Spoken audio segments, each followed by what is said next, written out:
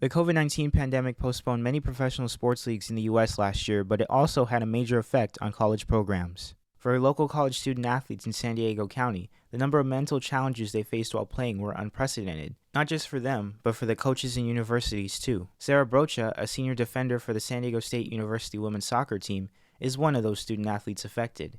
COVID-19 postponed her team's spring practices and fall 2020 season. She ended up going more than 430 days before playing her first game. For her, the weight of the pandemic as a whole was tough to handle. I definitely had a lot of anxiety during the season. I mean, I was trying so hard not to get COVID. The pandemic's mental impact affected other local student athletes too. At Point Loma Nazarene University, senior women's soccer forward Jordan Clay was excited to start her senior season. Then, as she returned to play, one of her home games was canceled due to a teammate testing positive, which caused a 2-week quarantine. Initially, we all we just got punched in the gut. Clay wishes she had more mental health counseling during her final year.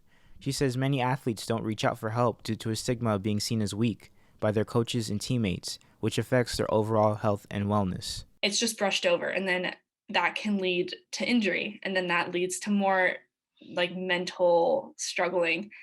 And it's just a vicious cycle. A survey released by the NCAA on February 16th found that an overwhelming number of student athletes across men's and women's sports reported feeling higher rates of anxiety, hopelessness, and depression throughout the fall 2020 semester. Brian Alexander, a mental skills coach, wasn't surprised by the findings. He says athletes have a competitive mindset, and when that's taken away, it can lead to an identity crisis. I think something that's been really challenging is this sense of powerlessness and sometimes hopelessness in something that they've dedicated their lives towards. Now, local universities are taking action.